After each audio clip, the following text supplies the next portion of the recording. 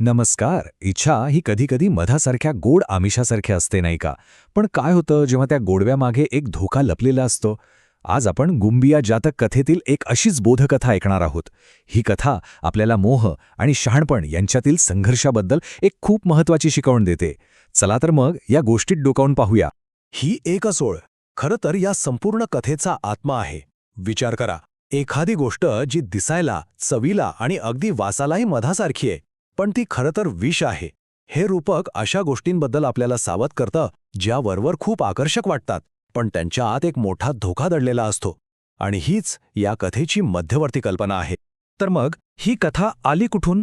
याची सुरुवात होते खरं तर एका मानवी समस्येतून.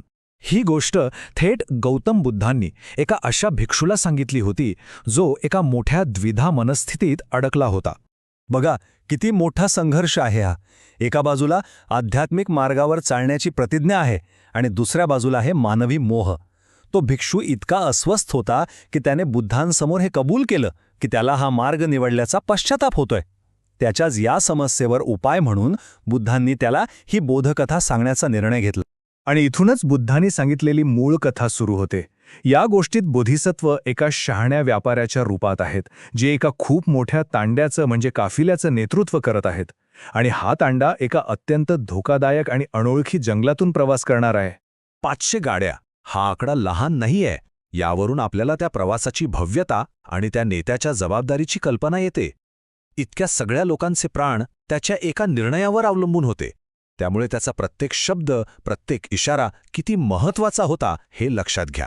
आणि इथेच या कथेतील सगळ्यात महत्त्वाचा मुद्दा येतो. त्या धोकादायक प्रदेशात प्रवेश करण्यापूर्वीच बोधिसत्वाने सगळ्यांसाठी काही स्पष्ट नियम घालून दिले. त्यांनी अगदी निक्षून सांगितलं होतं की जंगलात विषारी गोष्टी असू शकतात, राक्षस सापडी लावू शकतात, त्यामुळे मला विचारल्याशिवाय कुठल्याही अनोळखी गोष्टीला हात लावायचा नाही, काही खायचं नाही. इशारा अगदी स्पष्ट होता, मोह टाळा, नाहीतर परिणाम खूप गंभीर होतील. चला आता कथेच्या मुख्य संघर्षाकडे वळूया. आता आपण पाहणार आहोत की त्या इशाऱ्याची परीक्षा कशी घेतली जाते. कारण नियम बनवणं एक वेळेस सोपं असतं, पण जेव्हा मोह समोर उभा ठाकतो तेव्हा त्या नियमांचं पालन करणं हेच खरं आव्हान असतं. आपल्या कथेचा खलनायक आहे गुंबिया नावाचा एक यक्ष, म्हणजे एक प्रकारचा राक्षस. तो खूप हुशार आहे. तो काय करतो, एका प्राणघातक विषाला एका स्वादिष्ट पदार्थाच्या म्हणजे मधाच्या रूपात सादर करतो. त्याचा सापळा एकदम परिपूर्ण होता, दिसायला आकर्षक पण आतून प्राणघातक. आणि इथेच निवडीचं महत्त्व अगदी स्पष्ट होतं. तांड्यामधल्या काही लोभी प्रवासी त्या मधावर तुटून पडले. त्यांनी विचारच केला नाही. परिणाम मृत्यू. पण दुसऱ्या बाजूला जे शहाणे होते त्यांना आपल्या नेत्याचा इशारा आठवला. त्यांनी संयम ठेवला आणि त्यामुळे त्यांचं जीवन वाचलं. एका क्षणात घेतलेल्या निर्णयाचे परिणाम किती टोकाचे असू शकतात हे यातून दिसतं. गंमत म्हणजे बोधिसत्वाचं शहाणपण फक्त धोका टाळण्यापुरतं मर्यादित नव्हतं. त्यांच्याकडे उपचार करण्याचीही शक्ती होती. ज्या लोकांनी चूक केली पण ती पूर्णपणे नाही, म्हणजे ज्यांनी थोडंच खाल्लं होतं, त्यांना त्यांनी दुसरी संधी दिली. यातून त्यांची करुणा आणि त्यांचं सामर्थ्य दोन्ही दिसून येत.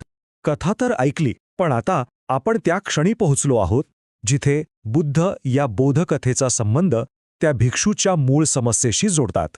आता या कथेतील प्रत्येक भागाचा खरा अर्थ उलगडला जाणार आहे. इथेच संपूर्ण कथेचा अर्थ स्पष्ट होतो. तो मध दुसरं तिसरं काही नसून आपल्या मनातल्या 5 प्रकारच्या वासना आहेत. ते विष म्हणजे त्या वासनांमुळे मिळणारं दुःख आणि बंधनं.